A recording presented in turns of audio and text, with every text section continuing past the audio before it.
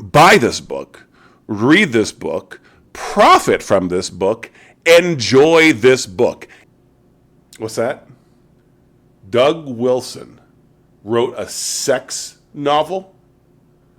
And he said pussy? No. No! No!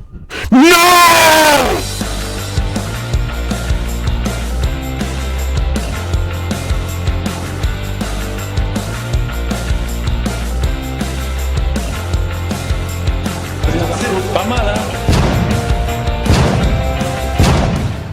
Ride, Sally Ride by Douglas Wilson. The judge sat quietly for a moment with a curious expression on his face. He turned and looked at the prosecutor. There had been nothing about any of this kind of thing in law school, and concubines were kind of kinky. So Douglas Wilson has written another novel, and before I tell you if it be bad or good, if it be worthwhile, let me tell you that this review is going to be a little different for me. Oh, look, my wife made this mug. See, these flying giraffes are a symbol of our holy marriage. I'm the big flying giraffe. So, I've reviewed a few Douglas Wilson books in my days. And this one is going to be different because now I'm at Doug Wilson's church. And now the office where I work, the office of the company I work for, is just 2 doors down the street from the office where Doug Wilson is. So he's my pastor, and we work within 50 feet of each other all day, every day. I wonder what Pastor Wilson would do if I were to say something like, one doesn't read Douglas Wilson novels for their lyrical genius. Sometimes the book gets slightly sermonizing. Or I might say, this feels more like a sketch of a novel than a novel. Maybe I should get some coffee ready in case he comes to visit me. Now, I should probably tell you what the chief conceit of the novel is. This book is about the falling apart of the United States, the near future collapse of the United States. So I suppose post-apocalyptic in a sense, but it's a very real world. Things don't, in fact, fall apart the way they do in movies. They fall apart the way we are seeing now. So a young man destroys someone's property. This Sally robot, this Sally doll, really, and certain social justice warrior types make it a murder trial instead of a destruction of property trial because the owner identified the doll as his wife. So very, very real. Now he's set it in a near future in which the divisions between the blue and red states have already been growing. He makes a couple of changes to the reality. A couple of things have happened that sort of accelerate that process. Now he wrote it before COVID and BLM, but those are things that are happening now that are accelerating that process. One of the things is that the blue states have become more and more impoverished. Here's what we want to know. Is this a good book? This is, the first thing that came to mind, I suppose, is what I'm going to say, although I tried to suppress it. Life-changing. It's an impactful book.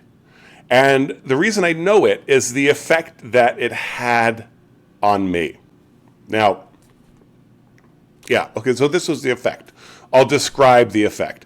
So I'm not going to get too much into the plot. I am going to do a second video in which I talk about some of the things that people may find a little more controversial in this book. But here's the impact this book had on me.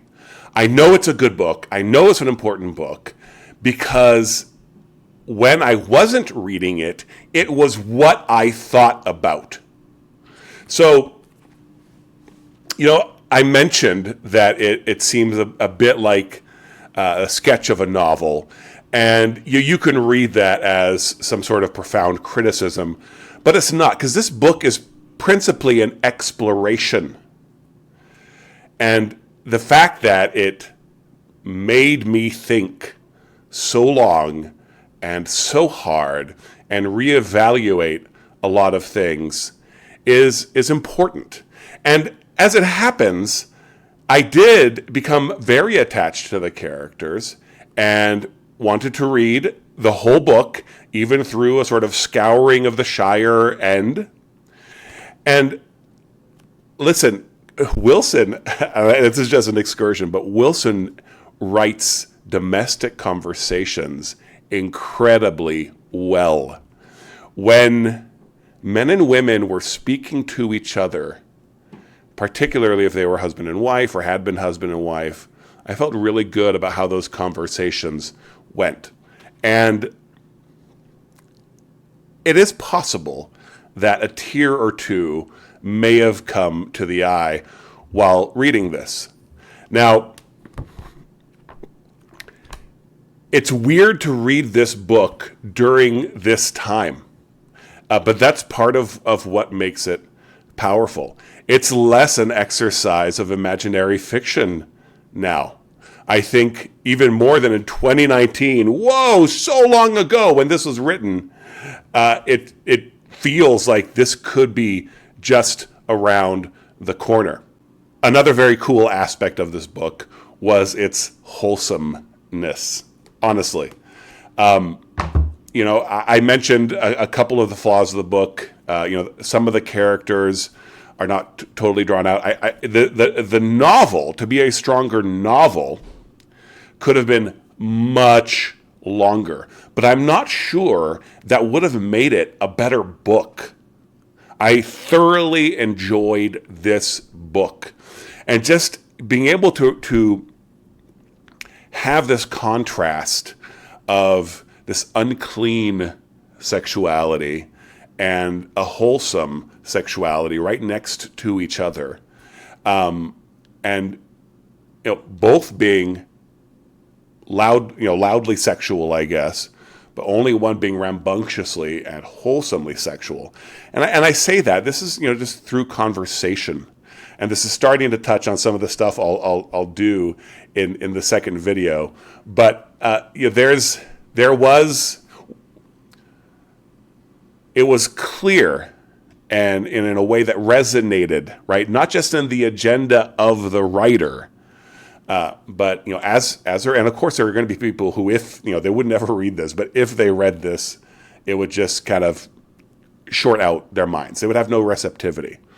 But you as a reader reading this, I think you will be exercised positively. Like your mind will be sort of working through some of the things you may have felt but not formulated in your mind about what is wholesome, and where wholesome marriage, where true sex can take you. And I guess I'll give you a sneak peek of the second video. The final scene is absolutely perfect. And although it's just a conversation, one could describe it as a sex scene in which the two characters are talking joyfully about marriage. And there's nothing graphic. There is, and this may also be a little distracting, but hey, you know what? You can buy my collection of poetry and see that I've written some erotic poetry, and I didn't just write it for my wife. I wrote it for the readers of the poem, because eros is a beautiful thing, and we shouldn't be hiding from real sex. Marriage is a sexual relationship. That's what it is. And so, I live right next door to someone from my church, and they have 4 kids, and I know how they got those kids. I've got 5. My neighbor knows how we got those kids. And that's a joyful, rambunctious, buxom, bonny, beautiful thing. And there's, that's something that we should, how about this? I'll put it this way.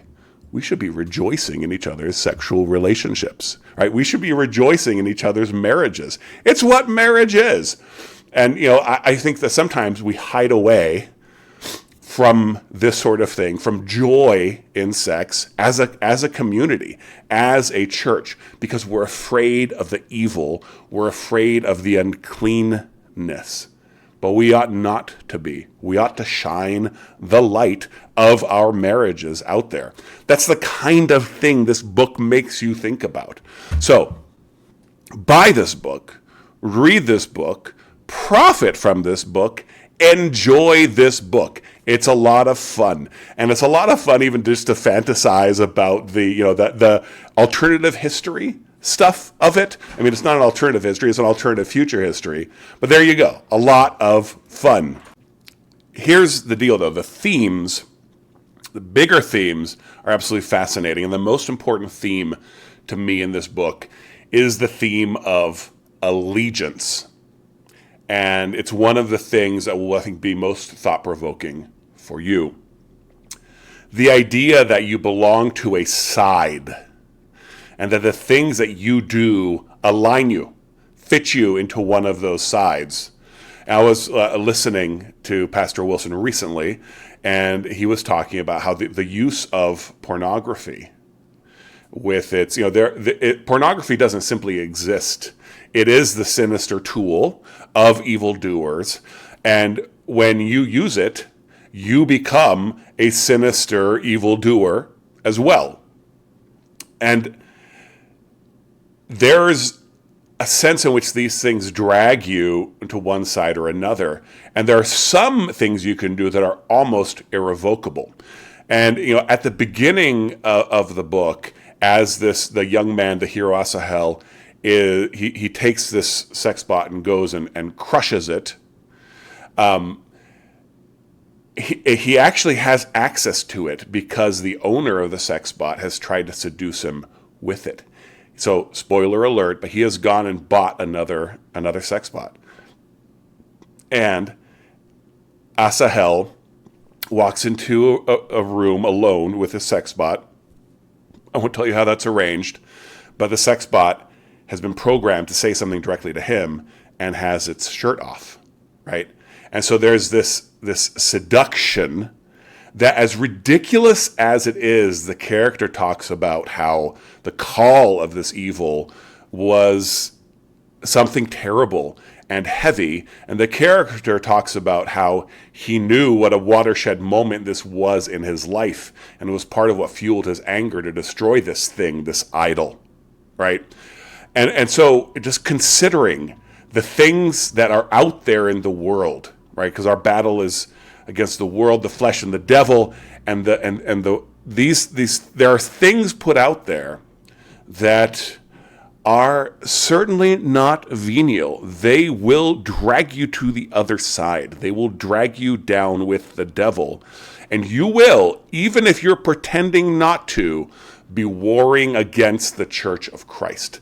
So the idea of allegiance and how these different characters get pulled into sides and then go deeper and deeper. And the demonic effect or the sanctifying effect that these things can have is absolutely fascinating. So there are a couple of themes like that to explore, but the theme of allegiance, when we look at the world around us, we see that sides are being drawn up. And we are with the bride of Christ. We are with the Church of Christ. And we ought to feel when we sin, particularly with certain kinds of sins, we're sinning against God, we're sinning against our Lord Jesus Christ, and we are sinning against our people, not simply by trespassing against all of them, but by betraying them in a war. This is a war. You are on a side, and you're just going to drop a grenade in your neighbor's foxhole? The final thing I want to talk about is the theme of scapegoating, right? Because it's become very common for Christians to be scapegoated because they are the ones being hateful. They are the ones who deny me the ability to identify myself the way I want to and to identify the world the way I want to. Christians are the ones who say, I can't marry this book when I tell you this book is my wife. And so how that scapegoating is handled is really it's important to think about you as a soldier of Jesus. I'm a soldier in the army of the Lord. And this touches again on allegiance. Pick a side. Don't just be thinking about being a nice person who gets to talk about Jesus to people every once in a while. In fact, there's a character like that in this book. Don't be that guy. Be a warrior for Jesus. Slay his enemies and raise them from the dead through the power of Jesus. That's what you should be doing. And your brothers are doing that. Stand alongside them. So many people who get in trouble for being Christians are betrayed by their Christian family and friends, are told that they should have been nicer, are told that they should just do what their boss says, are told that they should avoid the appearance of evil being any sort of confrontation. And the Christians are the ones being attacked. We should all be attacking. We should all be supporting each other. And I don't mean uncritically. What I mean is that we should not be allowing those outside the church to define the conversation. We should not allow those under the sway of demonic irreality to be the ones defining the conversation. So read this book. Let's think, let's talk about how to be the ones defining the conversation, how to be the ones building the reality of the kingdom of Jesus Christ. Okay, hold on for video 2 coming out in a few days. The peace of Christ be upon you.